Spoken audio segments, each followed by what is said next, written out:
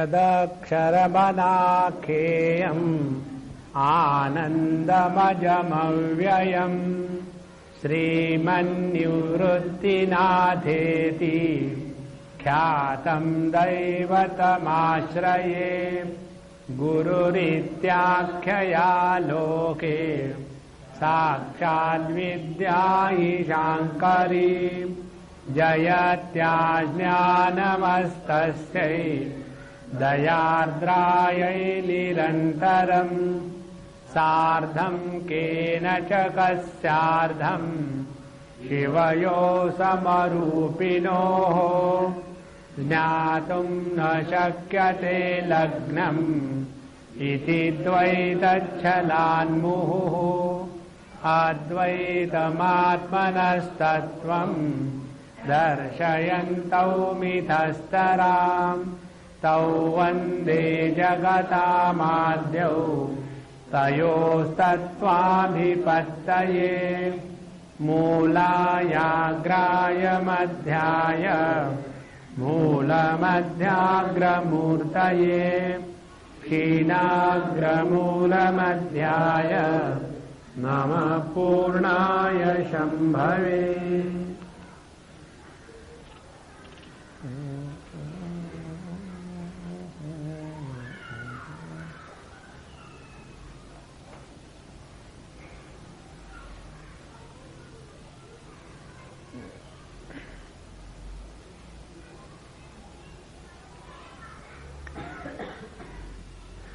23वें ओय में भगवान कहते हैं जे प्रमाणाचिया मापा न संपड़ेची जय बापा तया आणी ख पुष्पा विशेष काई माँ हे प्रमाणची नुरवी आता आसी हे कोण प्रस्तावी येणे ही बोले जाणावी अज्ञान उखी एवं प्रत्यक्ष अनुमान यया प्रमाणा भाजन न होनी जाले अज्ञान अप्रमाणची।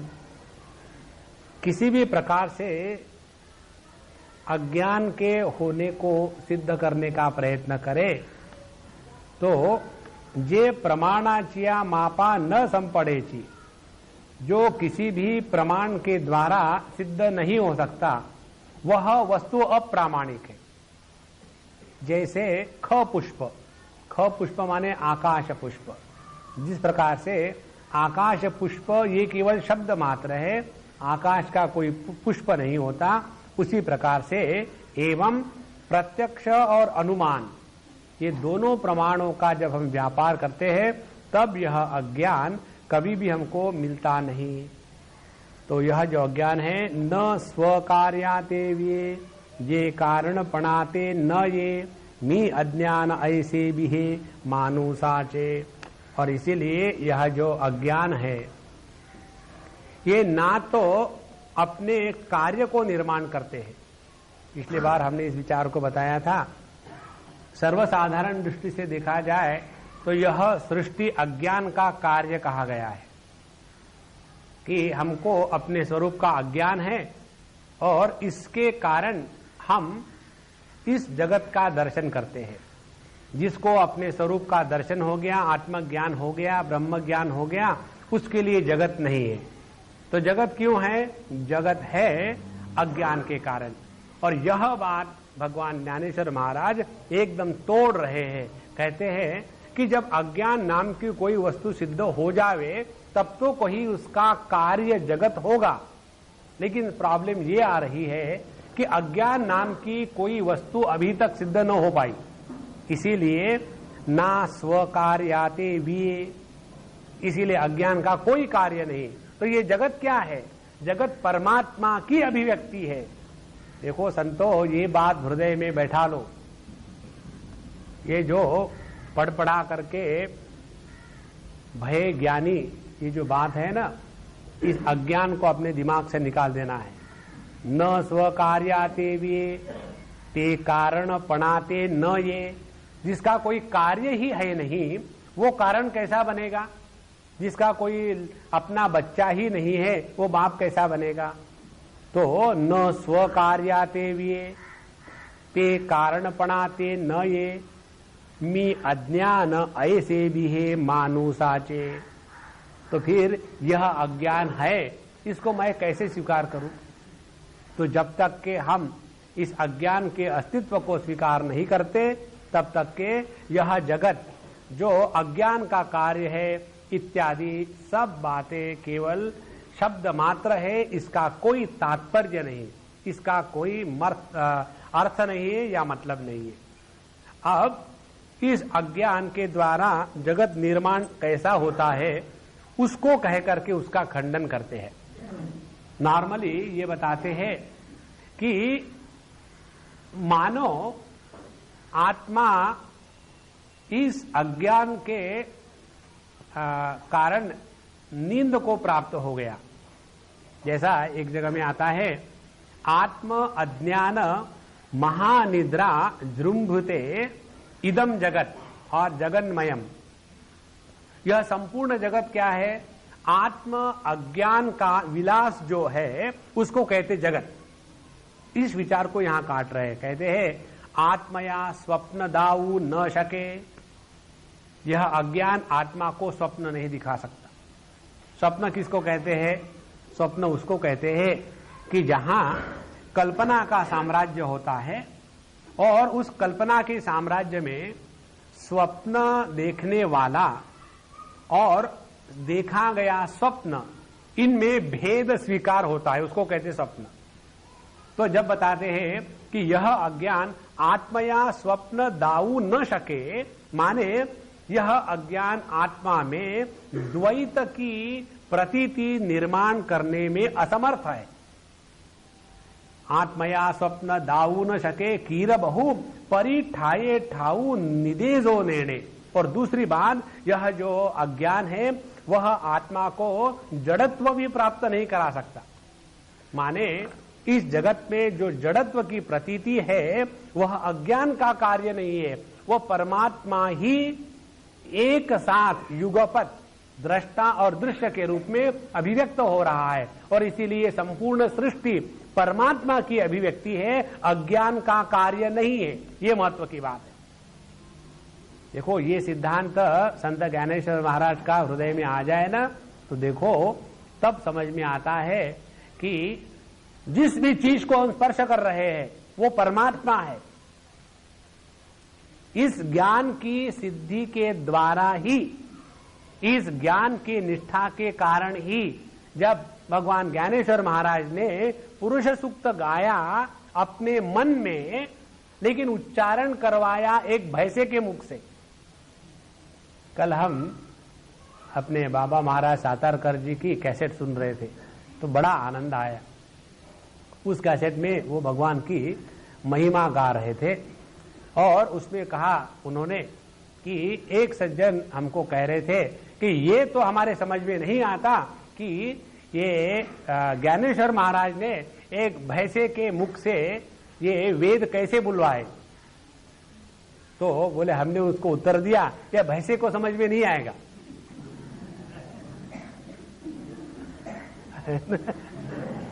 ये समझने के लिए ज्ञानेश्वर महाराज ही होना चाहिए। देखो महाराज, ये संपूर्ण सृष्टि परमात्मा का विलास है, परमात्मा की अभिव्यक्ति है।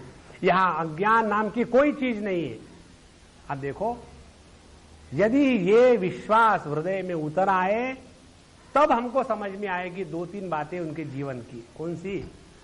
जब उनके माता पिता को मृत्यु दंड दे दिया गया, फिर भी उनके मुख से कड़वाहट या दूसरों के प्रति शाप की एक भी बात नहीं निकली। ये कब हो सकता है? जैसे हमारी उंगली जब हमारे आंख में जाती है तो क्या आंख अपनी उंगली को शाप देती है? नहीं। उसी प्रकार से जिसकी ये निष्ठा हो गई है कि ये सभी का सभी जगत मेरा ही विलास है, तो इसमें किससे प्रेम करना है और किससे द्वेष करना है। इसलिए ये बात 7वां अध्याय बहुत बड़ा है, उसमें ये बात सिद्ध कर रहे भगवान कि ये जगत अज्ञान की अभिव्यक्ति नहीं है। इसीलिए ना तो इस जगत का कारण अज्ञान है और ना तो ये जगत अज्ञान कारण का कार्य है। इसीलिए यह अज्ञान आत्मया स्वप्न दाऊ न सके, ना तो ये जगत आत्मा का स्वप्न है और ना इस अज्ञान ने आत्मा में जड़त्व निर्माण किया है। आगे चलते हैं। हे असो जिये वेळे आत्मा पणेची निखळे, आत्मा अज्ञान मेळे तेणे असे। अब ये 98वें ओवी से एक बड़ा विचित्र विचार बनाते हैं, जिसमें बताते हैं कि यह अज्ञान आत्मा में है। Your car is there, remove that. इसीलिए बेकार होना अच्छा है। अच्छा, हे असोजिए में आत्मपणेची निखळे। अब बताते हैं कि देखो महाराज, आप कहते हो आत्मा में अज्ञान नहीं है, हम आपको बताते आत्मा में अज्ञान है। और जो कोई अज्ञान के पीछे ही पड़ा है तो वो आत्मा सामने आएगा भी तो भी उसमें अज्ञान ढूंढेगा। तो ऐसा यहां विचार है। हे असो, ठीक है, आपने जो कहा कि आत्मा में अज्ञान नहीं हो सकता आपके विचार के अनुसार, लेकिन हम बताते हैं कि आत्मा में अज्ञान कैसा हो सकता है। पूर्व पक्षी का विचार है। कहते हैं जिये वेळे आत्मपणेची निखळे। आत्मा उस समय जब आत्मा केवल आत्मा ही था, माने एकमेवा द्वितीय नेह नानास्ति किंचन, उस स्थिति में जब आत्मा आत्मा ही था तो वहां जगत था क्या? बोले नहीं, जगत नहीं था ना, नहीं। तो आत्मा को जगत क्या है मालूम होगा क्या? बोले नहीं। तो आत्मा में अज्ञान आ गया। देखो, प्रश्न पूछने वाला भी पक्का है, अज्ञान को पकड़ के रखा है। ये मैं पढ़ रहा था तो मुझे समझ भी नहीं आ रहा था कि क्या कहना चाहते हैं महात्मा जी। हे असो, ठीक है जो आपने कहा, जिये वे आत्मा आत्मपणेची निखळे। निखळे माने शुद्ध आत्मा। जब आत्मा केवल आत्मा स्वरूप में है तो उसमें जगत माने द्वैत नहीं हो सकता।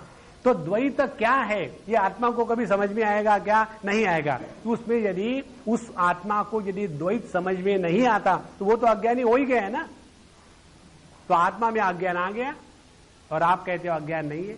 आत्मा में अज्ञान ठसाठस भरा हुआ है। आत्मा पणेची निखळे, आत्मा अज्ञान में तेणे असे। और इसीलिए आत्मा अज्ञान युक्त है, ये हमने सिद्ध कर दिया। और इसके लिए अब वो ये दे रहे, कुछ दृष्टांत दे रहे कि हम जो कहते हैं वो बात कैसे ठीक है। बताते हैं, न करिता मंथन काष्ठी अवस्थान, जैसे का हुताशन सामर्थ्याचे। जैसे काष्ठ माने लकड़ी, लकड़ी में जब तक के अग्नि को प्रज्वलित ना करे तब तक वो अग्नि दिखता है क्या? नहीं दिखता। अब नहीं दिखता इसका मतलब थोड़ी है कि लकड़ी में अग्नि नहीं होता। उसी प्रकार से आत्मा में अज्ञान नहीं दिखता, इसका मतलब थोड़ी है कि आत्मा में अज्ञान नहीं है। लकड़ी में छिपा हुआ अग्नि जब व्यक्तता को प्राप्त हो जाता है तब पता चलता है कि अग्नि है, तब तक थोड़ी पता चलता है। उसी प्रकार से आत्मा में अज्ञान है और वह अज्ञान जब ये द्वैत के रूप में अभिव्यक्त होता है तब समझ में आता है कि आत्मा में अज्ञान था। और इस प्रकार से इसको कहते हैं अर्थापत्ति प्रमाण। इस अर्थापत्ति के प्रमाण के अनुसार यह सिद्ध हो सकता है कि यह आत्मा में अज्ञान है और इसीलिए अज्ञान है। तैसे आत्मा ऐसे नाव, न साहे आत्मयाची बरव, तई काही अज्ञान हाव बांधिते का। इस पर उत्तर दे रहे संत ज्ञानेश्वर महाराज, अरे महाराज अब आप सुनो बात। तैसे आत्मा ऐसे नाव, न साहे आत्मयाची बरव। आत्मा वो है कि जिसको आत्मा नाम से पुकारना भी गलत है। ये तो आप कह रहे हो आत्मा आत्मा, आत्मा अपने आप को कभी आत्मा नहीं कहता, क्योंकि जब शब्द खंडन हो गया है तो जो भी वस्तु शब्द मात्र होती है उसका कोई अर्थ नहीं। उसी प्रकार से यदि कोई व्यक्ति कहे और आत्मा के पास जावे और कहे भाई आपको आत्मा मालूम है क्या? तो वो पहले कहेंगे भाई आप आत्मा किसको कहते हो, क्योंकि आत्मा का आत्मा नाम आत्मा ने नहीं रखा, अनात्मा ने रखा है ना। इसलिए आत्मा ऐसे नाव न साहे आत्मयाची बरव। आत्मा के साम्राज्य में आत्मा शब्द का संपूर्ण अभाव है, तो ऐसा जो आत्मा जिसको आत्मा कहना भी गलत हो जाता है, वहां अज्ञान होगा, ये कितनी गलत बात है। क्यों कि जिस प्रकार से अज्ञान शब्द मात्र है, उसी प्रकार से आत्मा भी ये शब्द मात्र है। आत्मा शब्द के द्वारा जो लक्षित अर्थ है वो अपना स्वरूप है। अब देखो ना, ये उदाहरण हमने आपको पहले भी दिया था कि जब समझो हम किसी एक विशेष शब्द का उच्चारण करते हैं, जैसे विश्वनाथ, और विश्वनाथ इस शब्द के कितने अर्थ निकल सकते हैं। पहली बात, ये तो व्याकरण के दृष्टि से शब्द है, तो जो वैयाकरणिक होगा वो इसका केवल बताएगा विश्वनाथ माने विश्व का नाथ, षष्ठी तत्पुरुष समास, वो उसका समास बता करके चुप हो जाएगा। और यदि किसी के पति का नाम विश्वनाथ होगा तो जहां वो नाम लेगी या सुनेगी तो तुरंत अपने पति देव उनको याद आ जाएंगे। किसी के पुत्र का नाम विश्वनाथ होगा तो उसको अपना लड़का याद आ जाएगा, और जिसका अपना नाम विश्वनाथ होगा उसको विश्वनाथ माने षष्ठी तत्पुरुष समास से कभी समझ में नहीं आएगा। उसके लिए विश्वनाथ माने मैं, आत्मा भी नहीं। उसी प्रकार से यहां बताते हैं, तैसे आत्मा ऐसे नाव न साहे आत्मयाची बरव, तय का ही अज्ञान हाव बांधिते का। तो जो केवल आत्मा इस शब्द का भी तिरस्कार करता है, उसमें ये शब्द मात्र अज्ञान होना कैसा संभव है। अब इसके लिए उदाहरण देते कि आत्मा में अज्ञान न होना कैसे योग्य है। और जब ये कोई कहे कि आत्मा में अज्ञान है तो वो ऐसा ही होगा। कैसा? काय दीप न लाविजे, तैची काजळ फेडिजे, की नुगवता वाळिजे रुखाची छाया। उदाहरण देते हैं, दीप न लाविजे, दिया को प्रज्वलित नहीं किया है, और फिर उसके ऊपर में जाकर के उसका जो काजल इकट्ठा करते हैं आंखों में डालने के लिए, वो इकट्ठा करने के लिए खड़े हुए हैं, तो उस दीपक को प्रज्वलित किए बगैर जैसे काजल को पकड़ना असंभव है, उसी प्रकार की असंभावना आत्मा में अज्ञान के होने की है। दूसरा, न उगविता वाणिज्य रूखाची छाया। रूख माने वृक्ष, ये बहुत प्राचीन मराठी का प्रभाव है। वृक्ष को रूख कहा है। रुखाची माने वृक्षाची छाया, न उगवता। एक ऐसा पेड़ है कि जो अभी पैदा ही नहीं हुआ, माने अभी वो एक बीज फॉर्म में है। तो जो बीज रूप में पेड़ है उसकी छाया निकाल दो, उसकी छाया कहां से निकले जब वो है ही नहीं। उसी प्रकार से यह आत्मा में अज्ञान होना असंभव है। फिर एक दो और उदाहरण देते हैं। ये अनेक उदाहरण या दृष्टांत देने की जो पद्धति संत ज्ञानेश्वर महाराज हमेशा अपनाते हैं, उसका एकमात्र कारण होता है कि किस व्यक्ति को कौन सा उदाहरण क्लिक हो जाएगा इसका कोई भरोसा नहीं। जैसे एक इसके बारे में एक संत लोग कथा बताते हैं। एक सज्जन थे और बड़ा भगवान का उपदेश करते थे, और उनके पास एक गांव का अनपढ़ जो गाय भैंसे चराता है ऐसा व्यक्ति गया। उन्होंने, उस लड़के ने कहा कि महात्मा जी, सभी लोग आपके पास आते किस लिए आते हैं? काफी भीड़ लगती है, क्या होता है आपके पास? तो बोले, नहीं, लोग मेरे पास भगवान का दर्शन कराने के लिए आते हैं, तो हमको भी करा दो ना। तो भगवान क्या है? फिर महात्मा की रटी रटाई रिकॉर्ड शुरू कर दी। सच्चिदानंद, जगत का अभिन्न निमित्त उपादान कारण, जिसमें स्वगत सजातीय विजातीय भेद का संपूर्ण अभाव है, और ये जो जगत है ये अपने अभाव के अधिष्ठान में अस्तित्व में आता है। अब वो लड़का कहने लगा कि महात्मा जी जरा ठीक बोलो ना। और उसको बेचारे को ये क्या गड़बड़ी समझ में आएगी? तो मुझे ऐसा बताओ भगवान की समझ में आए। तो उस महात्मा ने बताया, देखो तुमको इस दुनिया में सबसे प्यारी चीज क्या है बताओ। अब उन्होंने प्रसंग निकाला था आत्मनस्तु कामाय सर्वम प्रियम भवति। आत्मा के लिए जगत की सब वस्तु प्रिय है क्योंकि आत्मा परम प्रेमास्पद है, ये उनको सिद्ध करना था। और उन्होंने इसलिए प्रश्न पूछा कि बताओ तुमको सबसे प्यारी चीज क्या है। तो उस लड़के ने बताया मेरी वो सफेद भैंस मुझे पसंद है। अब उस लड़के को उपदेश करना हो तो परमात्मा का कौन सा रूप, देखो तुमको जैसे वो सफेद भैंस पसंद है ना, वैसे ही परमात्मा बड़े प्यारे हैं। अब वो लड़का यदि भगवान का ध्यान करेगा तो कौन से रूप में करेगा, शंख चक्र गदा पद्म, हाँ हाँ सफेद भैंस। उसी प्रकार से ये जो अनेक उदाहरण है ना, न दीप लाविता तैची काज फेड़िजे, तो जो माताएं बाय चांस एक आध बार अपने बच्चे की देखभाल करती होगी और उसका काजल निकाल करके बच्चे के आंखों में लगाती होगी तो उनको ये समझ में आएगा। लेकिन दूसरे बच्चों को देखने के बजाय यदि पेड़ों को देखते हो तो उनके लिए दूसरा उदाहरण दिया, न उगवता वाणिजे रुखाची छाया। कई लोगों को अपने घर के पेड़ों का ज्यादा ख्याल होता है और जो जिंदे बच्चे उनका नहीं, प्रभु की माया।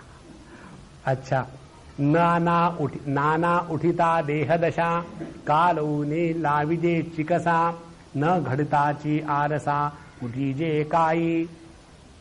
नाना माने दूसरा उदाहरण, अथवा न उठता देह दशा माने किसी बच्चे का जन्म हुआ नहीं, और कालूनी लाविजे चिकसा, और उसको अनेक प्रकार के उटन लगाते हैं ना, वो बेसन और उसमें क्या क्या डालते हैं, उसको ये सोप भी नहीं लगाते जॉनसन सोप, तो उसको सब लगा करके और फिर उस बच्चे को अच्छी तरह से नहलाते हैं। तो बताते हैं कि जब बच्चा पैदा ही नहीं हुआ तो उसको इस प्रकार से ऊटन लगा के नहाने का सवाल कैसा आ सकता है। न घड़ता ची आरसाम उठी जे काई, और जो आईना अभी तैयार ही नहीं हुआ उसको साफ करने का कहां सवाल आता है। और उदाहरण, का वोहाचा दुधी साईची असावी आधी मग फेडू यया बुद्धि पवाड़ू कीजे। यदि कोई दूध में से साय माने फैट, उसमें से जो क्रीम है वो निकालना चाहे, लेकिन वो गया अपने दूध वाले के पास और वहां से, हमको एक बार दिल्ली में ऐसा बुद्धू बनाया था। एक दूध आता है उसका नाम होता है, हमको मालूम नहीं था, तब पता चला कि वो फैटलेस मिल्क होता है। तो हम गए और उसने हमको दे दिया, उसमें कुछ होता ही नहीं था, वो पानी के बाद बिकता है। तो हम जाकर के एक प्लास्टिक की थैली ले आए और आने के बाद हमको बड़ी खुशी कि देखो आज हमको इसने कितने सस्ते में दूध दे दिया। और जब उसको निकाला बर्तन में तो उसके ऊपर में एक माइक्रो मिलीमीटर भी फैट नहीं आ रहा था। मैंने कहा हो क्या गया, और तो उसकी जो थैली वहीं पड़ी हुई थी। तो एक अम्मा आकर के देखती, बोले Swami ji oh you are also body conscious, ऐसे क्या हो गया, you are taking fatless milk. तब मुझे पता चला कि उसमें फैट है ही नहीं, तो ऊपर कहां से आएगा। उसी प्रकार से यहाँ वोहाचा दुधी साईची असावी आधी, यदि जो दूध हम इकट्ठा करके उसको गरम वरम करते हैं उसमें यदि फैट नहीं होगा तो उसको हम उसमें से फैट निकालेंगे, ये कैसे हो सकता है। उसी प्रकार से तैसा आत्मयाचा ठाई जई आत्मपणा ठावना ही। देखो उसी प्रकार से जिस आत्मा में आत्मा शब्द का व्यवहार गलत है, आत्मयाचा ठाई आत्मपणा ठावना ही। ठावना ही माने मालूम नहीं, ठाउक। तो जिस आत्मा में आत्मा शब्द भी एक अनावश्यक शब्द हो जाता है, ऐसे आत्मा में अज्ञान है। ये तई अज्ञान का ही सारिखे कैसे, तो अज्ञान जैसी चीज जो है ही नहीं वो इस आत्मा में कैसी हो सकती। इसका मतलब क्या निकला, इसका मतलब ये निकला कि आत्मा में अज्ञान नहीं है और अस्तित्व के सिवा अज्ञान नहीं हो सकता। दो प्रकार से, यदि आत्मा में अज्ञान होगा और आत्मा अस्तित्व स्वरूप होने के कारण अज्ञान है, ये सिद्ध हो सकता है। तो यदि आत्मा में अज्ञान नहीं है तो और आत्मा अस्तित्व स्वरूप होने के कारण आत्मा से भिन्न भी अज्ञान नहीं रह सकता। तात्पर्य क्या निकला? तात्पर्य ये निकला कि अज्ञान का अत्यंत अभाव है। अज्ञान नाम की कोई वस्तु है ही नहीं। म्हणोनी तेव्हा ही अज्ञान नसे, हे झालेची आहे आपैसे, आता रिकामेची काईसे नाही म्हणो। म्हणोनी तेव्हा ही माने कि 28वीं ओवी लीजिए। तेव्हा माने कब उन्होंने विचार शुरू किया? हे असो जिये वे आत्मा पडेची निखळे, आत्मा आत्म अज्ञान में तेणे असे। इसका उत्तर अब ये 65वें ओवी में भगवान ने इतना तर्क देकर के दिया है। तेणे वेळी माने उस समय जब आत्मा इस जगत के पूर्व सदैव सौम्य इदम अग्रे आसीत। हे सौम्य, हे विद्यार्थी, इस जगत के निर्मिति के पूर्व आत्मा मात्र था। तो उस समय की बात कहते हैं। म्हणोनी तेव्हा ही इस जगत के निर्मिति के पूर्व, जगत माने द्वैत, द्वैत की अभिव्यक्ति के पूर्व भी आत्मा में अज्ञान नहीं था और ना कभी होगा। इस प्रकार से हमने सिद्ध कर दिया। म्हणोनी तेव्हा ही अज्ञान नसे, हे जालेची आहे आपैसे, तो ये अपने आप सिद्ध हो गया। आता रिकामेची काईसे नाही म्हणो, अब जो अज्ञान है ही नहीं, किसी भी प्रकार से सिद्ध नहीं होता, अब वो अज्ञान नहीं है, अब मैं कब तक कहते रहूं। इस प्रकार से उन्होंने इस अज्ञान के अत्यंत अभाव को बता दिया। अब फर्दर और आगे जाकर के बताते हैं कि इस आत्म तत्व में अज्ञान का न होना कैसे है, किस कारण से आत्मा में अज्ञान हो ही नहीं सकता, ये आगे बताते। ऐसा ही आत्मा जेव्हा जई नातये भावा भावा, अज्ञान असे तेव्हा तरीते ऐसे। ये सिद्धांत है। कौन सी? 66वीं ओवी बताते। ऐसा आत्मा, ऐसा जो आत्मा है, कैसा आत्मा? जेव्हा भाव अभावा ना तळे जाई, जिस आत्मा के बारे में वो है या नहीं है, दोनों प्रकार की अभिव्यक्ति गलत हो जाती है। देखो 13वां अध्याय आप लोगों ने पढ़ा है भगवत गीता का, उसमें भगवान इस आत्म तत्व का निरूपण करते हैं। उसमें पहले उन्होंने बताया कि शरीर क्षेत्र है, शरीर को जानने वाला क्षेत्रज्ञ है, और फिर बताया क्षेत्रज्ञ पर शरीर एक नहीं है बल्कि क्षेत्रज्ञ वन विदाउट ए सेकंड है। ये बताने के बाद पहले क्षेत्र क्या है ये मैं बताता हूं। फिर भगवान ने पूर्ण क्षेत्रों का विस्तार बता दिया कि ये जो पंच महाभूत है और मन के विकार, इच्छा, द्वेष इत्यादि, ये सब क्षेत्र में आता है। और फिर क्षेत्रज्ञ का क्या स्वरूप है ये बताने के पूर्व अमानित्व, अदम्भित्व इत्यादि 20 गुणों की बातें बताई। और फिर बताते हैं इसको कहते हैं ज्ञान। और जिसको ऐसा शुद्ध अंतःकरण प्राप्त हो गया है उसी व्यक्ति को आत्म तत्व क्या है ये समझ में आने के चांसेस है। और फिर वहां बताते हैं ऐसा व्यक्ति को तैयार करवाने के बाद कहते हैं कि न तत् सत न तत् असत उच्चते। इस आत्मा को है या नहीं है ये दोनों प्रकार से नहीं कहा जा सकता। इसका क्या तात्पर्य है?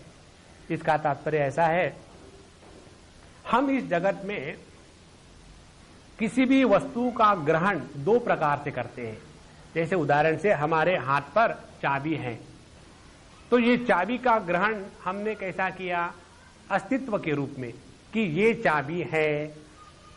और यदि चाबी देखने के बाद फिर हमने चाबी हटा ली तो पहले हमने आपके मन को इस चाबी के द्वारा प्रभावित कर दिया, आपका लक्ष्य इस चाबी की तरफ गया और फिर हमने चाबी हटा ली और फिर हमने पूछा अब हमारे हाथ में क्या है, तो आप कहेंगे कि अब हमारे हाथ में चाबी नहीं है।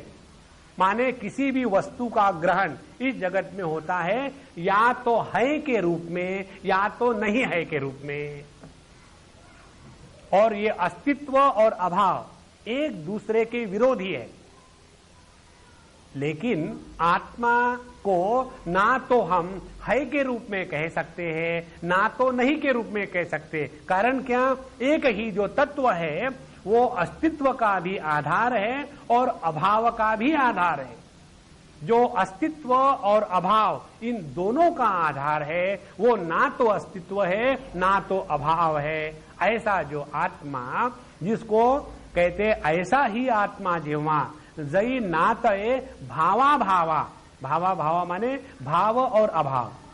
तो जिस आत्मा के बारे में भाव अभाव, अस्तित्व या अभाव, इसका भी वाक प्रयोग गलत हो जाता है। अज्ञान असे तेव्हा, और ऐसे आत्म तत्व में जहां द्वैत का नाम निशान नहीं है, जहां अस्तित्व और अभाव इसका द्वंद्व अभी निर्माण नहीं हुआ है, ऐसे शुद्ध आत्म तत्व में अज्ञान का होना ऐसा ही है। कैसा? अगले ओवी में बताते। देखो, एक दो बातें स्पष्ट समझ लेना जिसके द्वारा ध्यानाभ्यास करने में सहजता आ जाती है।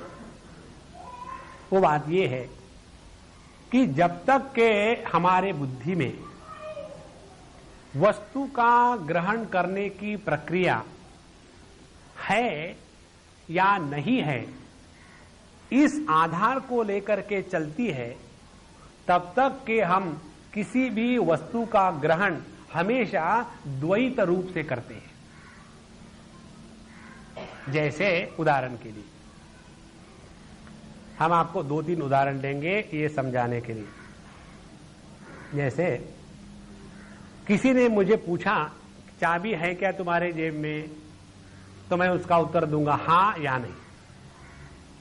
किसी ने मुझे पूछा कि आप हो क्या, आर यू, तो उसका उत्तर मैं हां कहूंगा, लेकिन वो गलत होगा। मैं हूं, आई एम, इसका अर्थ ये है, क्या पहले आप नहीं थे? नहीं, पहले भी हम थे। तो फिर अभी है कह करके कौन से तीर मारे हैं? अभाव के सापेक्षता में अस्तित्व का महत्व होता है। जहां अभाव का अभाव है वहां अस्तित्व का सौंदर्य नहीं है। ये तो सत को लेकर के बात हो गई। अब चित्त को लेकर के कोई यदि हमको पूछे कि आप अमुक अमुक को हमारा नाम लेकर के जानते हो क्या, तो हम क्या उत्तर दें? हां या नहीं। हम जो भी बोलेंगे गलत होगा, या तो जो भी बोलेंगे ठीक होगा। माने हम जब अपने विषय में बोलेंगे तो चाहे उसको गलत कहो चाहे ठीक कहो, दोनों का कोई मतलब नहीं। यही बात भगवान कहते हैं प्रेम को लेकर के भगवत गीता में, न मे द्वेषोस्ति न प्रियः। हम अपने आप को अपने आप से प्रेम भी नहीं करते। क्यों नहीं करते? जब द्वेष का कभी सवाल ही नहीं उठा तो प्रेम करने की आवश्यकता क्या है? और जिन्होंने प्रेम किया है वो प्रेम में गिरे हैं, उठे थोड़ी है। इस प्रकार से भगवान कहते हैं ऐसा आत्मा जिह्वा जई नातये भावा भावा। जिस आत्म तत्व को लेकर के ना तो उसको सत कहा जा सकता है, क्यों कि वो असत का विरोधी नहीं। ना तो उसको ज्ञान स्वरूप कहा जा सकता है क्योंकि वो जड़ता का विरोधी नहीं है। और ना तो वो प्रेम स्वरूप किया जा सकता है क्योंकि द्वेष का विरोधी नहीं है। तो वो ऐसा अस्तित्व है कि जो अस्तित्व और अभाव इनके परे है। वो ऐसा ज्ञान है कि जो ज्ञान और अज्ञान इसके परे है। और वो ऐसा प्रेम है कि जो प्रेम और द्वेष इसके परे है। तो इसको सच्चिदानंद कहना माने केवल अपने जिह्वा के खुजली को मिटाना है, बाकी कुछ नहीं। ये बात भगवान कहते हैं।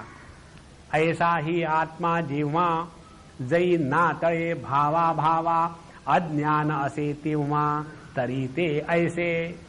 तो ऐसे शुद्ध आत्म तत्व में अज्ञान है, ये कहना वैसा ही है। कैसा है? अब यहां ज्ञानेश्वर महाराज सरकास्टिक हो रहे, कहते हैं जैसे घटाचे नाही पण फुटोनी होय शतचूर्ण। घट का अभाव टूट गया और उसके कारण बिचारे घट का अभाव शतचूर्ण टुकड़े टुकड़े हो गया। अरे महाराज, घट का अभाव माने घट है ही नहीं, मटका है ही नहीं, तो जो नहीं है मटका वो टूट गया। ये केवल शब्द मात्र है, इसका कोई अर्थ नहीं है। उसी प्रकार से कहना कि आत्मा में अज्ञान है, ये केवल एक शब्द मात्र है, इसका कोई भी अर्थ नहीं निकलता। जैसे घटाचे नाही पण फुटोनी होय शतचूर्ण किंवा सर्वापरी मरण मालवले की। मृत्यू का मृत्यू हो गया और घट का अभाव नष्ट हो गया, ये बोलने में जैसा कोई मतलब नहीं है। उसी प्रकार से अज्ञान आत्मा में है, ये उसी प्रकार का वाक्य है। फिर आगे कहते नाना नींदे नींद आली। नींद को नींद आ गई, मूर्छा मूर्छे गेली, मूर्छा को मूर्छा आ गई, और कि अंधारी पड़ली अंधकूपी। अंधेरा एक अंधकार के कुएं में गिर गया। अब इन वाक्यों में कोई अर्थ नहीं निकलता। उसी प्रकार से अरे महाराज, आपने जो कहा कि आत्मा में अज्ञान है, तो आपका ये जो वाक्य है ये इस जाति का है कि आप बोले जा रहे हो, लेकिन कुछ उसका अर्थ नहीं निकल रहा है। फिर का अभाव अवघडला, का केळीचा गाभा मोडला, चोखळा असुडला आकाशाचा। ये जो वाक्य है ना, ये वाक्य केवल ज्ञानेश्वर महाराज ही कह सकते हैं। कहते अभाव अवघडला, एब्सेंस बिकेम वेरी अनकंफर्टेबल। अवघडणे टू बिकम ऑकवर्ड। तो अभाव अवघडला, का केळीचा गाभा मोडला। केळीचा गाभा माने जो केले का पेड़ होता है, उसका जो सेंटर है वो केवल आकाश होता है, उसमें देयर इज नथिंग सॉलिड। तो केळीचा गाभा मोडला माने आकाश टूट गया। उसके बाद चोखळा असुडला आकाशाचा, किसी ने आकाश का चाबुक बनाया और आकाश का चाबुक बना करके दूसरे की बड़ी पिटाई करी। आकाश का क्या चाबुक बनेगा? इसी प्रकार से तैसे अज्ञान आपुली वेळ, भोगी तेची टवाळ, आता तरी केवळ वस्तु होनी असे। और इसीलिए यह जो अज्ञान है, तैसे अज्ञान आपुली वेळ भोगुनी हेची टवाळ, ये जो अज्ञान है, इसको किसी भी प्रकार से अज्ञान है कहना, दिस इज मोस्ट रिडिक्युलस। ये अज्ञान को हमेशा है ऐसा कहना, इसका शब्द, इसका कोई मतलब नहीं है। बीच में 70वें ओय में उन्होंने और 2-4 उदाहरण दिए, वो हम छूट गए थे, हम उसको बता दें, ये तो वही खुटखुट रहेगी मन में, क्यों नहीं बताया, क्यों नहीं बताया।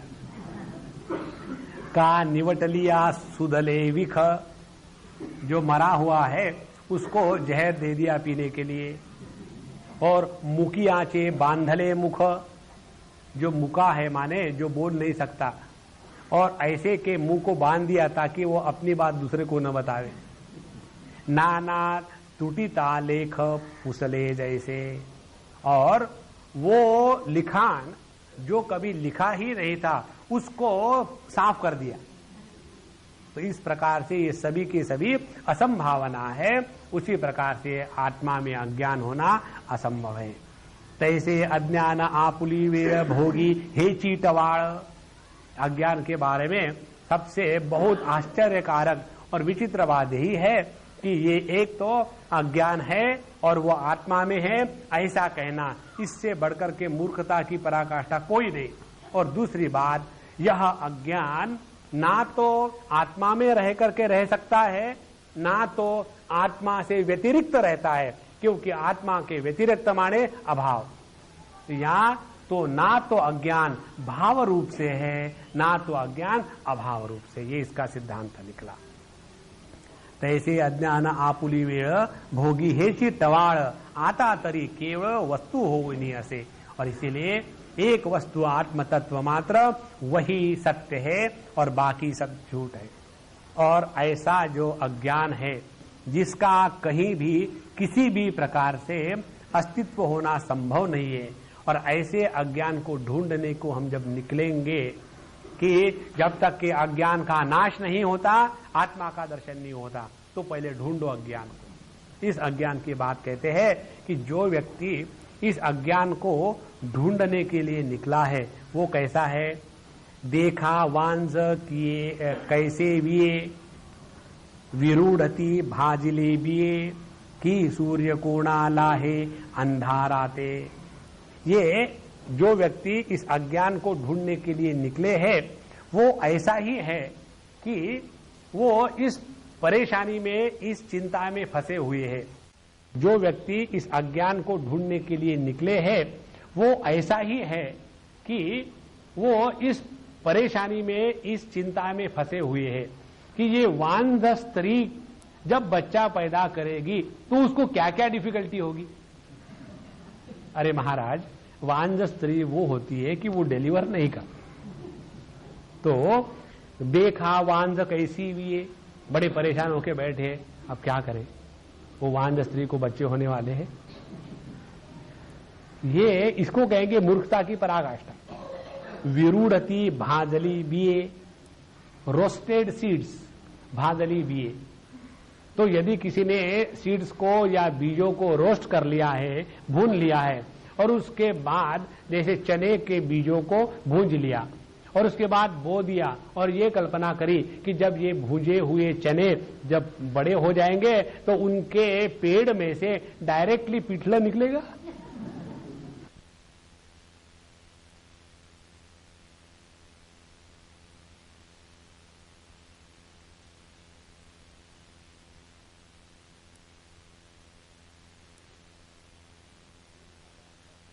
ये असंभव है।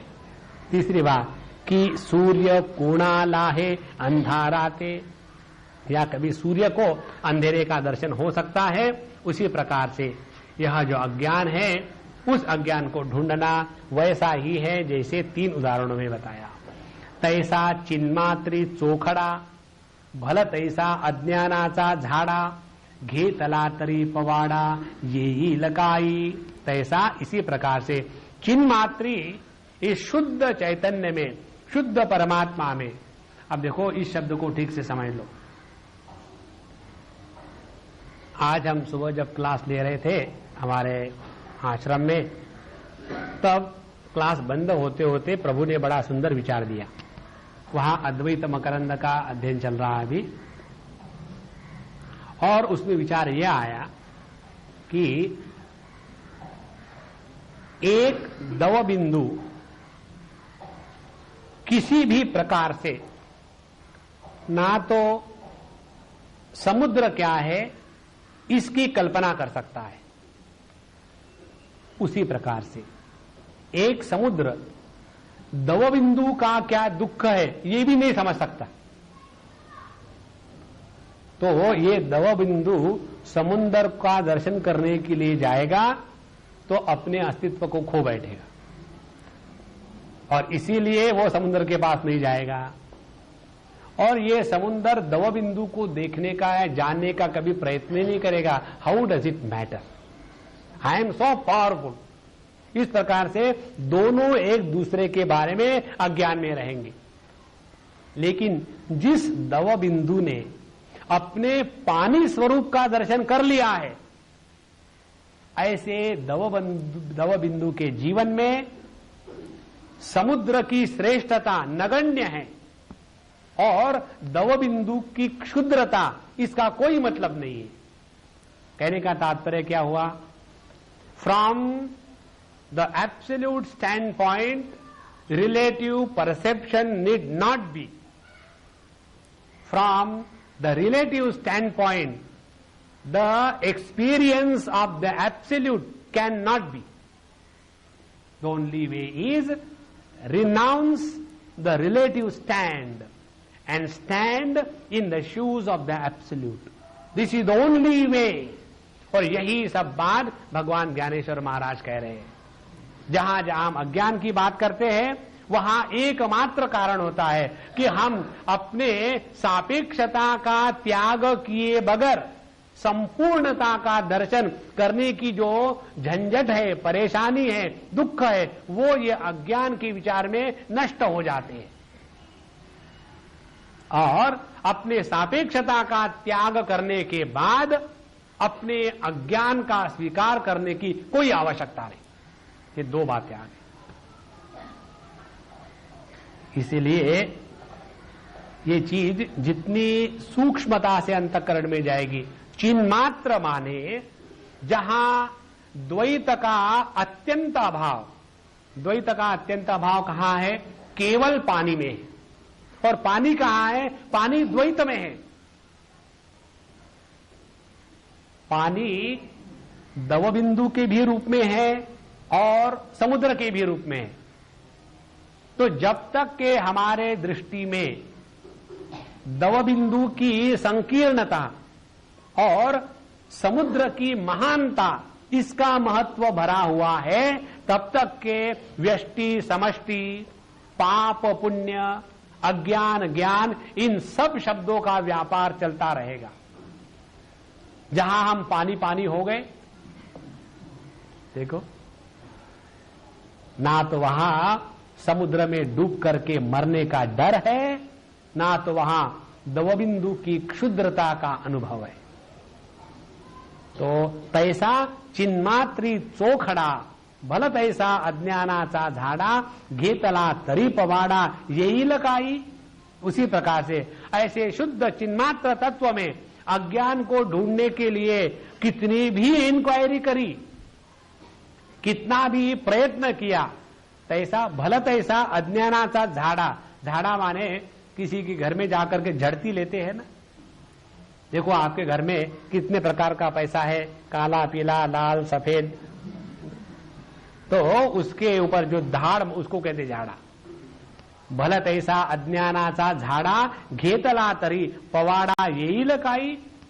फिर भी वो क्या हमको नजर में आएगा? माने अज्ञान का आत्म तत्व में अस्तित्व असंभव है और अज्ञान का अपने आप अस्तित्व होना असंभव है, क्योंकि आत्मा के सिवा दूसरा अस्तित्व हो ही नहीं सकता। इस प्रकार से अज्ञान का अत्यंत अभाव है।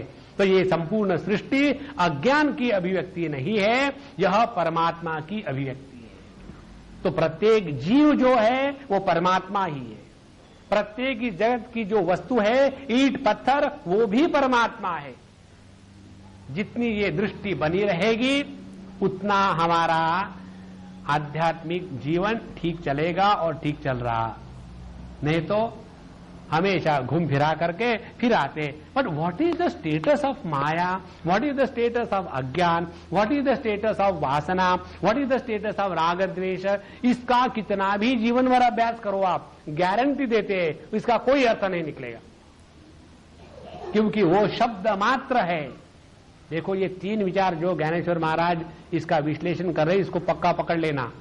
एक वो है जो अज्ञान को सत्य मान करके जगत के द्वैत को सत्य स्वीकार करते हैं। दूसरे अज्ञान को अनिर्वचनीय कह करके उसका विश्लेषण करने का प्रयत्न करते हैं। और भगवान ज्ञानेश्वर महाराज अज्ञान को शब्द मात्र कह करके उसका वही निकाल लगा देते हैं। तो जई साये चिये चाडे, डहुळजे दुधाचे भांडे, तैसे दिसे की बिघड़े, तैसे हे पा। अब यदि कोई इस अज्ञान को आत्मा में जाकर के ढूंढने के लिए उस आत्मा को हिला रहा हो सकता उस आत्मा के अंदर हो, तो उसका प्रयत्न कैसा है? तो बताते, जई साई चिये चाड़े, किसी व्यक्ति को दूध में से साय माने वो क्रीम निकालना है। तो क्रीम निकालने की प्रक्रिया क्या होती है? दूध को गर्म करो और उसको बिना हिलाए शांत रख दो। शांत रखने से क्या होगा, धीरे धीरे फैट या क्रीम हल्का होने से ऊपर आ जाता है। जब ऊपर आ गया तो उसको फिर चम्मच से निकाल लेना। तो किसी व्यक्ति को उसमें से साय निकालनी थी, क्रीम निकालना था, इसीलिए उसने अंदर चम्मच डाला और खूब, जैसे दाल में से दाल निकालने के लिए प्रयत्न होता है वैसे खूब घुमा फिरा करके यदि उसमें से साय निकालने का प्रयत्न करेंगे तो कभी नहीं मिलेगी। उसी प्रकार से इस आत्मा में अज्ञान को ढूंढने के लिए कितना भी प्रयत्न करो, इसका अत्यंत अभाव। इसलिए इस जगत में अज्ञान नाम की कोई चीज है ही नहीं। ये संपूर्ण जगत केवल परमात्मा का ही विलास है, उसकी ही अभिव्यक्ति है। जय साई चे चाडे डहुळजे दुधाचे भांडे, तई दिसे की बिगड़े तैसे हे पा। जो साई यदि आ गई हो तो वो भी बिगड़ जाएगी। उसी प्रकार से इस आत्मा में अज्ञान का ढूंढना है। दूसरा उदाहरण, नाना नींद धराया हाथी, चे उनी उठला झड़ती, तई लाभे की स्थिति नासिली होए। किसी व्यक्ति ने अपने नींद क्या है इसको समझने के लिए निश्चय कर लिया कि मैं नींद को पकड़ूंगा, और इसीलिए अपने नींद में से एकदम फट से उठ गया। उठने के बाद पकड़ो नींद को, ये जैसा उसका प्रयत्न होगा। जहां उसने नींद का त्याग कर दिया, नींद पकड़ने में आने का सवाल ही नहीं। उसी प्रकार से जहां हमने उस अज्ञान को ढूंढने के लिए आत्मा में छलांग लगाई तो काहे को आपको वहां अज्ञान मिलेगा, आत्म तत्व का ही दर्शन है। तेवी पहावया अज्ञान ऐसे, हे अंगी पिसे काई से, न पाहता आप ऐसे, न पाहने की। पिसे माने पागलपन। तो इसी प्रकार से अरे महात्मा जी, इस दुनिया में कोई ढूंढना है तो परमात्मा को ढूंढो ना, अज्ञान के पीछे क्यों पड़े हो। इसीलिए कई बार साधक अध्ययन करते करते करते घूम फिरा करके फिर उसी चीज पर आ जाते हैं। By the way, what is this Maya after all, और फिर उसी चक्कर में पड़ जाते हैं। इस माया के चक्कर से छूटने के लिए भगवान ने भगवत गीता में एक सादा उपाय बताया है। माया क्या है उसके चक्कर में मत पड़ो, फिर क्या करो, मामेव ये प्रपद्यन्ते माया मेताम तरन्ते। तुम मुझे पकड़ो तो समझ में आएगा कि माया या अज्ञान नाम की कोई चीज है नहीं, और जो है नहीं उसको पकड़ने का प्रयत्न करेंगे तो हमेशा अपयश आएगा। तेवी पहावया अज्ञान ऐसे, हे अंगी पिसे काई से, न पाहता आप ऐसे। तो जब हम आत्मा में अज्ञान ढूंढने को जाएंगे तो वहां हमको अज्ञान नहीं मिलेगा। तो उसमें क्या होगा, न पाहने की। जब अज्ञान मिलेगा ही नहीं उसमें तो अज्ञान का दर्शन कैसा होगा। तात्पर्य क्या निकला, तात्पर्य ये निकला, चाहे आप अज्ञान का विश्लेषण या अनुसंधान करने का प्रयत्न करो, आपको हाथ में आत्मा ही आएगा, कभी भी अज्ञान या अज्ञान का कार्य नहीं आएगा। जैसे रज्जू सर्प के दृष्टांत में हम जाते हैं ढूंढने के लिए सर्प को, रज्जू को कोई ढूंढने को नहीं जाता। या ऐसा करते हैं क्या, वेदांत पढ़ने के बाद अच्छा खासा सांप आया है ओरिजिनल, और हम कहते पता नहीं हो सकता कि रज्जू हो, तो हाथ लगा के देखो। नहीं, जब हम सर्प का दर्शन करते हैं तो उसको सर्प के रूप में ही स्वीकार करते हैं, उसको रज्जू के रूप में स्वीकार नहीं करते। लेकिन जब उस सर्प को सर्प है इस दृष्टि से जब देखने जाते हैं, और यदि वो रज्जू सर्प होगा तो वहां रज्जू का दर्शन होगा। तो रज्जू का दर्शन सर्प का अनुसंधान करने के बाद होता है। उसी प्रकार से जगत का अनुसंधान करने के बाद परमात्मा का दर्शन होता है, जगत का नहीं।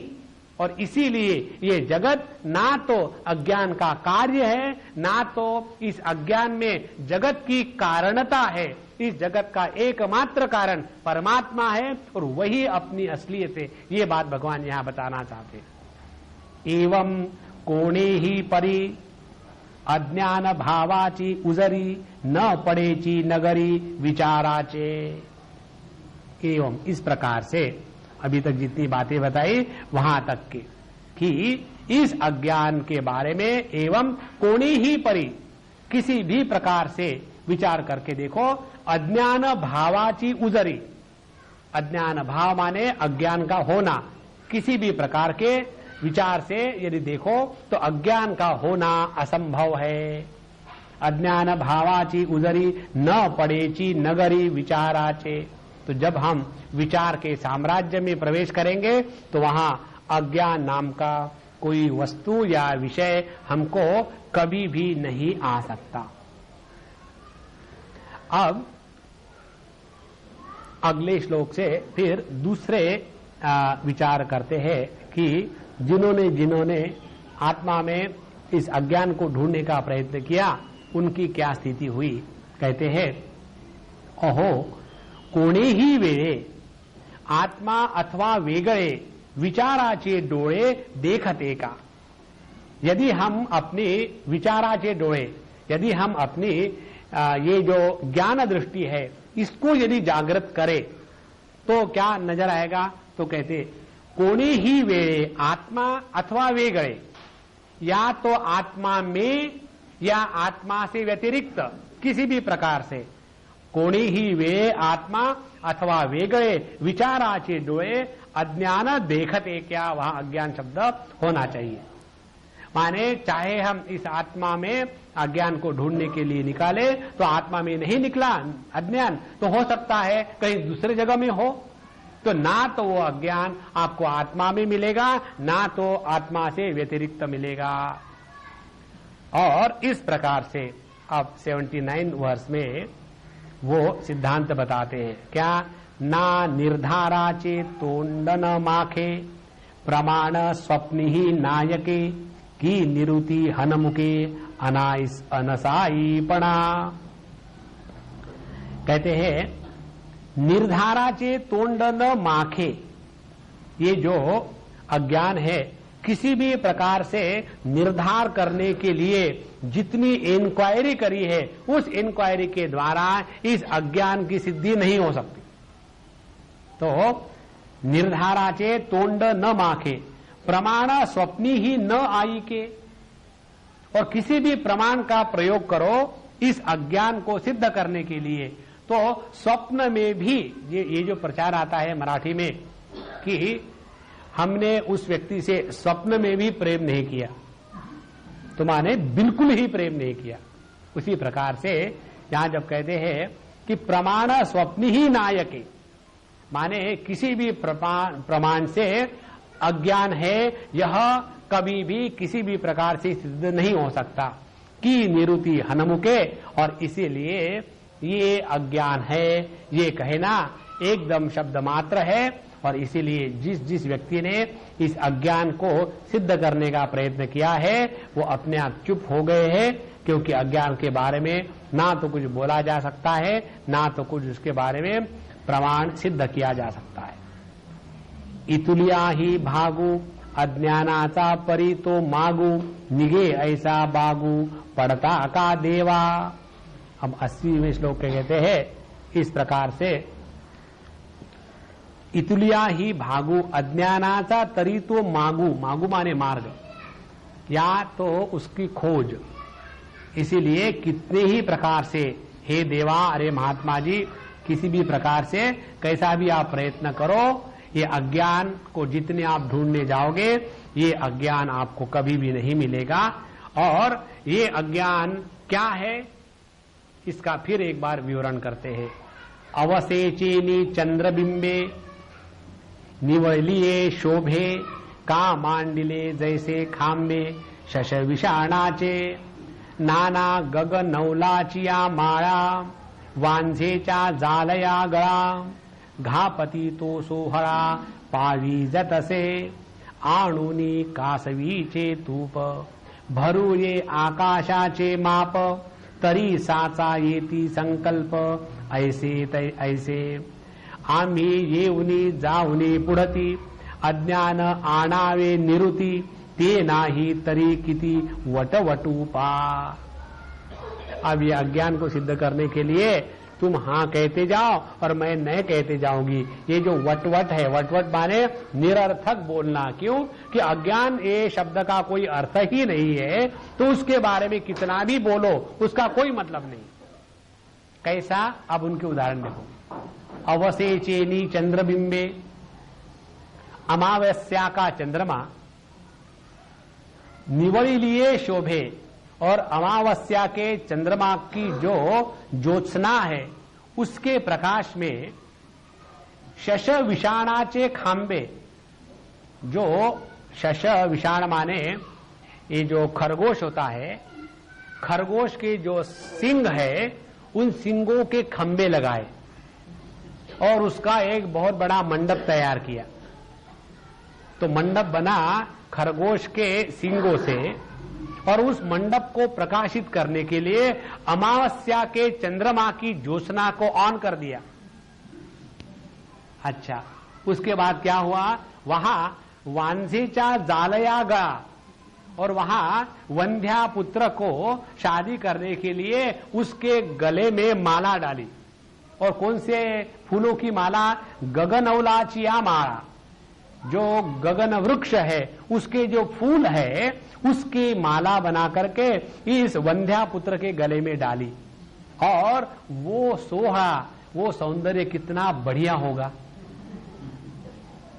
अब देखो सरकाजम की भी कोई हद होगी, यहां भी चुप होते हैं, क्या बोलते हैं, ऐसी बात नहीं। और फिर आणुनी कासवी चेतूप, कासव माने जो कासावीस होता है या करता है उसको कहते कासव। हम उस दिन गए थे अपने ये सातारकर महाराज के साथ, तो बातों बातों में ये विषय निकला था। तो हमने उनको पूछा कि भाई इस कुएं में फिश है क्या?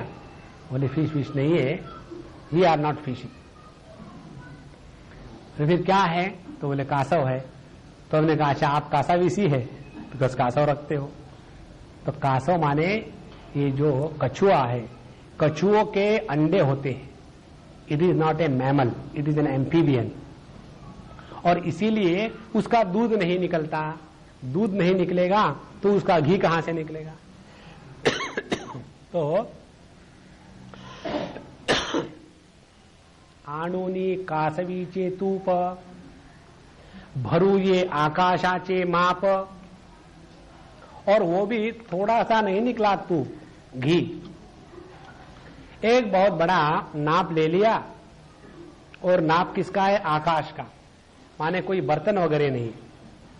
तरी साचा येती संकल्प ऐसे ऐसे। तुम्हारे ये जो संकल्प है, कौन से संकल्प है? एक, अज्ञान सत्य है। दूसरा, अज्ञान अनिर्वचनीय है। तीसरा, अज्ञान आत्मा में है। चौथा, अज्ञान आत्मा के व्यतिरिक्त है। पांचवा, ये जगत अज्ञान का कार्य है। छठवां, ये अज्ञान जगत का कारण है। सातवां, यदि प्रयत्न करे तो हमको अज्ञान की प्राप्ति हो सकती है। इस प्रकार के ये सभी के सभी विचार तब सत्य होंगे जब ये अगले पहली जो 3 ओविया कही है, अवशेषेनी चंद्रबिंबे, वहां से लेकर के कासवीचे तूप, भरो ये आकाशाचे माप, तरी साचा येती संकल्प ऐसे ऐसे। तुम्हारी ये जो बातें हैं अज्ञान के बारे में, वो सत्य तब होगी जब ये ऊपर की बातें सत्य होगी। और इसीलिए आम्ही येऊनी जाऊनी पुरती अज्ञान आनावे निरुति। अब हम कितने बार तुम अज्ञान को कहो है और हम कहे नहीं है, हे नाही है किति तरी वटवटूपा। इसीलिए ये अज्ञान के बारे में बोलना, जब अज्ञान ही निरर्थक है, शब्द मात्र है, तो उस अज्ञान का हम खंडन कर रहे हैं। तो हम थोड़ी कोई खास बात कर रहे हैं, जो अज्ञान है ही नहीं उसका खंडन हम क्या करेंगे? इसीलिए ये अज्ञान है ही नहीं। अब अगले ओवी से 85 ओवी से फिर एक नया विचार लेते हैं। ये बड़ा सुंदर विचार है। ज्ञानेश्वर महाराज बीच में ही कहते हैं, म्हणोनी अज्ञान अक्षरे नुमसु आता निदसुरे परी आन एकु स्फुरे ये विषयी। अब तो बिल्कुल सिद्ध हो गया, अब अज्ञान है। But there is just now one more thought, एक स्फुरे ये विषयी। इस अज्ञान के बारे में एक मुझे स्फुरना और हो गई कि शायद कोई ऐसी कल्पना करे कि अज्ञान है। कैसी कल्पना? आपणया ना आनिकाते देखोनी हो य देखते वस्तु ऐसिया पुरते नभे आंगे।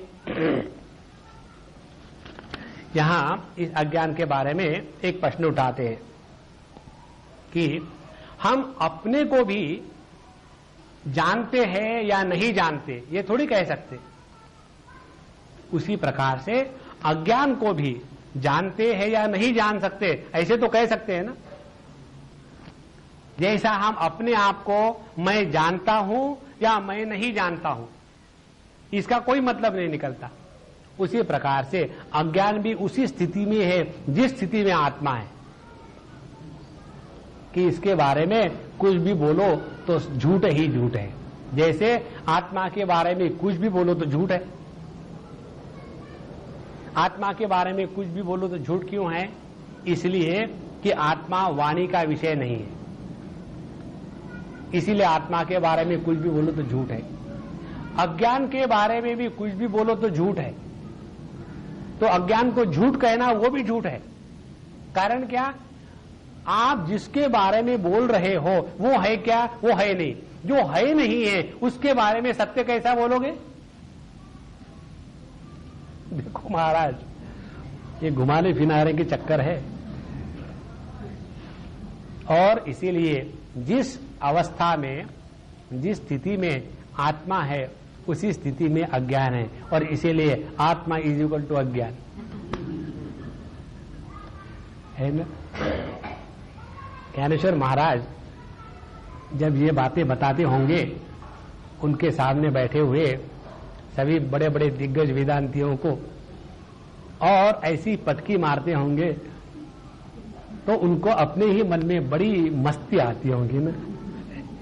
इतने सालों से प्रस्थान त्रयी का अध्ययन करके इतनों को पढ़ाया और इतने लेक्चर दिए, और हमारे ज्ञानेश्वर महाराज के सामने आ गए और सब पंचर हो गए। जिस अविद्या को लेकर के इतने सारे लेक्चर दिए वो अविद्या ही गायब हो गई। जिस आत्मा को लेकर के इतना सिद्ध करने का प्रयत्न कर दिया, उस आत्मा इज इक्वल टू अविद्या या अज्ञान सिद्ध कर दिया। अब करे क्या? इसीलिए एक नया विचार भगवान बताते हैं। मनोनी अज्ञान अक्षरे नुमसु आता निदसुरे परि आन एकु स्फुरे ये विषय। इसलिए अज्ञान अक्षरों का यदि कोई अर्थ ना हो फिर भी इस प्रकार से विचार कर सकते हैं। तो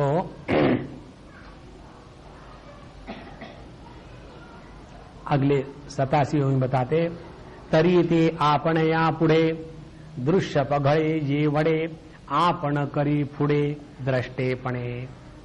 अब ये अज्ञान कैसा है हम आपको सिद्ध करके बताते हैं। ये प्रश्न पूछ रहा है पूर्व पक्षी कि जिस प्रकार से हम अपने स्वरूप के बारे में ना तो मैं अपने आप को देख सकता हूं, ना तो मैं अपने जन्म को देख सकता हूं, ना तो मैं अपने मृत्यु को देख सकता हूं, ना तो मैं अपने अभाव को देख सकता हूं, और ना तो मैं अपने अस्तित्व को देख सकता हूं। कारण क्या? कि मैं दृष्टा दृश्य रूप से अभिव्यक्त नहीं हो सकता। ठीक है? ठीक है। तरी फिर भी आपने या पुढे दृश्य पघळे एवढे, तो आपके सामने ये सब जगत दृश्य के रूप में आया कि नहीं महाराज? हाँ, आया है। आपका स्वरूप क्या है? आपका स्वरूप वो है कि जिसमें ना तो दृष्टा दृश्य का भेद है, ना तो मल्टीप्लिसिटी या उसमें विविधता है, नहीं है। फिर भी दिख रही है ना? हाँ, दिख रही है। तो जिसके कारण आप में ये दृष्टापन आ गया है वो अज्ञान है, और इसीलिए आप आत्मा हो, आप कह रहे हो, और उस आत्मा में दृष्टा दृश्य का भेद नहीं है, ये भी आप ही ने कहा है। और आप ही कह रहे हो कि आपसे आपके सामने दृष्टा दृश्य का भेद हो गया है। अब इसको लेकर के अब हम कहते हैं कि यह दृष्टा दृश्य का भेद जो आप में नहीं है, फिर भी आपको जो देख रहा है इसका कारण अज्ञान है। इसीलिए या तो स्वीकार करो अज्ञान है, या तो स्वीकार करो कि आत्मा अज्ञान स्वरूप है। आ गया ना मजा? इसीलिए बड़े बड़े दिग्गज इनके सामने पटकी खा जाते हैं। जेथ आत्मत्वाचे साकडे तेथ उठे हे ये वडे आने उठले तरी फुडे देखत असो। इसलिए बताते हैं कि जिस आत्मा को लेकर के आपने हमको बड़ा डांट दिया था कि इसमें आत्मा भी कहना गलत है। जेथ आत्मत्वाचे साकडे तेथ उठे हे ये वडे। जिस आत्मा में आत्मा शब्द का होना भी गलत है, उसी आपके आत्मा में ये वड़े, ये पूरा का पूरा जगत का संसार का विस्तार हो चुका है। आनी उठले तरी पुढे देखत असो। ऐसा नहीं कि ये हो गया है आप उसको नहीं देख रहे, ये तो आप खुल्लम खुल्ला देख रहे हो। न दिसे जरी अज्ञान तरी आहे हे नवे आन यया दृश्य अनुमान प्रमाण झाले।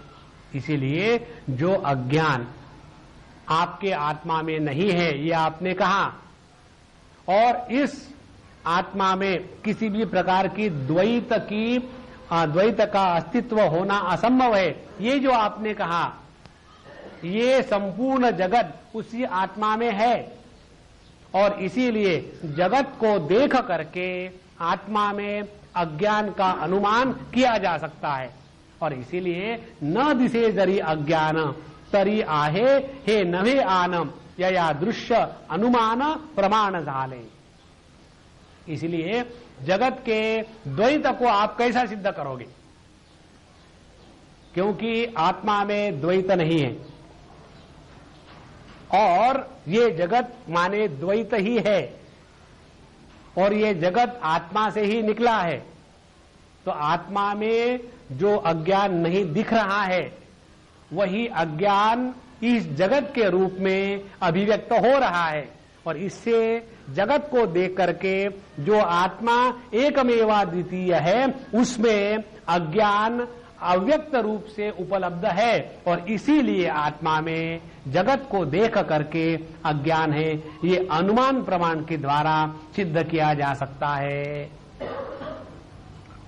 ना तरी चंद्र एक असे तो व्योमी दुणावला दिसे तरी डोळा तिमिर असे मानो ये की। आकाश में चंद्रमा एक है और यदि किसी संत महात्मा को दो चंद्रमा दिख रहे हो तो जिस व्यक्ति को एक चंद्रमा के स्थान पर दो चंद्रमा दिख रहे हो तो उससे क्या अनुमान निकलेगा? अनुमान ये निकलेगा कि इस महात्मा जी की आंखों में तिमिर दोष आ गया है। उसी प्रकार से ये आपका आत्मा एकमेवा द्वितीय नेह नानास्ति किंचन, इसी आत्मा में सब नानाजी इकट्ठे हो गए। तो ये नानाजी कहां से आए? तो जैसे जो द्वितीय चंद्र आंखों के दोष के कारण होता है, उसी प्रकार से जगत का द्वैत जिसके कारण होता है वह अज्ञान आत्मा में अव्यक्त रूप से है, ये सिद्ध हो गया। अब देखो वो भी कोई कच्चा नहीं था। भूमि वेगळी झाडे पाणी घेती कवणी कडे न दिसती आणि अपाडे साजी असती। जब पेड़ देखते हैं हम भूमि पर, जमीन पर, तो हम कभी देखे हैं क्या कि पेड़ एक क्यू में खड़े हैं, एक लोटा लेकर के पानी का, फिर पिएंगे नहीं। लेकिन जब हम देखते हैं कि वो पेड़ हरा फुला है तो उससे अनुमान निकालते हैं कि इस पेड़ को पानी मिल रहा है। उसी प्रकार से जो एकमेवा द्वितीय आत्मा है उसमें तो अज्ञान है ही नहीं, द्वैत है ही नहीं, फिर भी द्वैत दिख रहा है ना? हाँ दिख रहा है।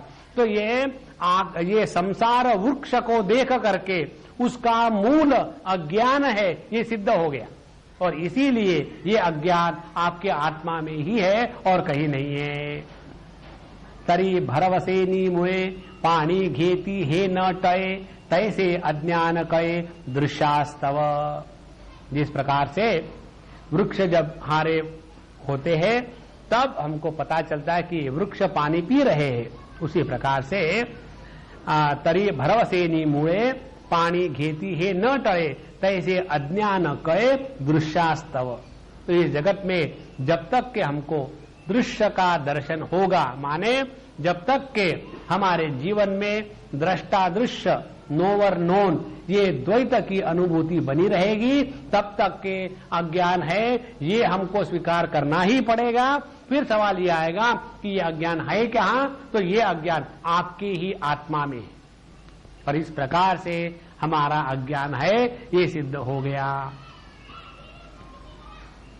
अब देखो, चेलिया नींद जाए निद्रिस्ता ठाऊ की नोहे परी स्वप्न दाहुनी आहे म्हणो ये की।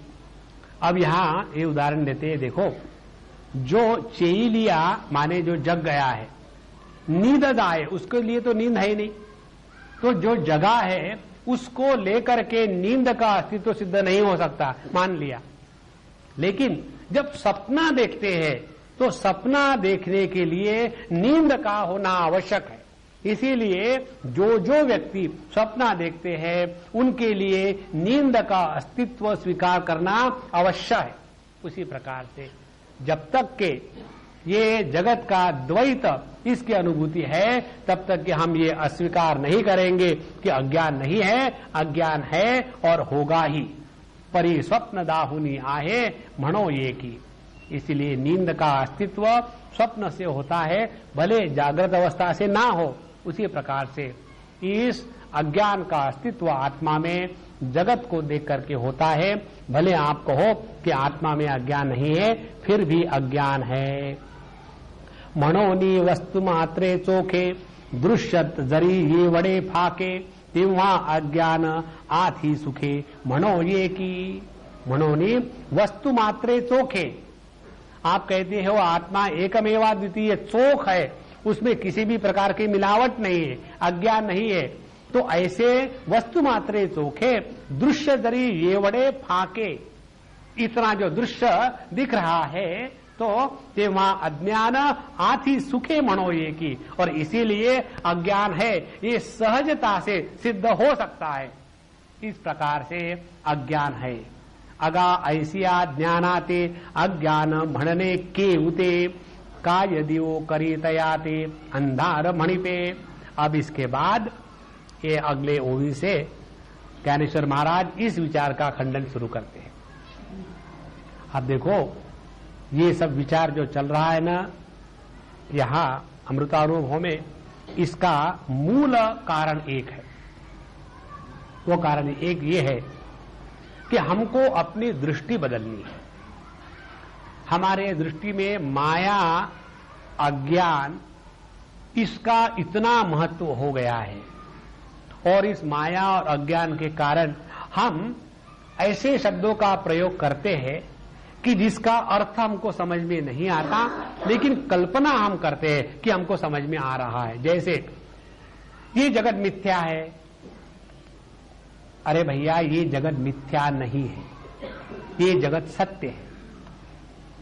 जगत मिथ्या है हम कैसा कहते हैं कि ये मेरा शरीर छोड़ करके सब मिथ्या है। जगत मिथ्या है ये शब्द कहना है तो इस जगत में ये शरीर भी आ गया है, ये स्वीकार है क्या? जब अपने शरीर को थोड़ा कुछ हो जाता है तो वो सत्य है, और जगत में कुछ घटना घटती है तो मिथ्या है। ये तो चालूपन हो गया ना। इसीलिए इस चीज को स्पष्ट जब समझ लेंगे, जगत मिथ्या है माने क्या है, तब हमारी दृष्टि में जो अनुभव भगवान ज्ञानेश्वर महाराज का था वही अनुभव हमारा होगा। और जैसे संत ज्ञानेश्वर महाराज के जीवन में केवल प्रेम के सिवा दूसरा कुछ नहीं था, उसी प्रकार से हमारे जीवन में प्रेम की स्वाभाविक अभिव्यक्ति होगी। और प्रेम की स्वाभाविक अभिव्यक्ति तब होती है कि जब किसी भी प्रकार का दूसरापन हमारे जीवन में क्षण भर के लिए भी नहीं आता। ये दूसरेपन की जो अनुभूति है, ये दूसरेपन, अलगपन, ये है, इसको कहते हैं मिथ्या। जब हमने अपने चैतन्य को, अपने स्वरूप को पहचानने के बाद ये अनुभव किया कि बोलने वाला भी मैं हूं और सुनने वाला भी मैं हूं। अब देखो ना, जब हम अपना ही गाना सुनते हैं तो मजा आता है ना। कारण क्या? गाने वाला मैं, सुनने वाला मैं। उसी प्रकार से जब हमको सबके शब्दों के द्वारा उतना ही आनंद होगा जब हम अपने शब्दों को सुनते हैं, तब जाकर के अद्वैत की अनुभूति ठीक से हुई है। नहीं तो हम तो गाते हैं तो तानसेन और दूसरे गाते हैं तो इनसेन नहीं। ये जब सर्वात्म भाव से हम अस्तित्व में आएंगे तब समझ में आएगा इस जगत में कुछ भी मिथ्या नहीं है। यह संपूर्ण जगत परमात्मा की अभिव्यक्ति है और परमात्मा यदि सत्य है तो इस जगत में असत्य, अभाव, अज्ञान, अविद्या, इनका कहीं भी क्षेत्र नहीं है। यह संपूर्ण जगत परमात्मा मात्र है। श्री कृष्णा श्री कृष्णा श्री कृष्णा।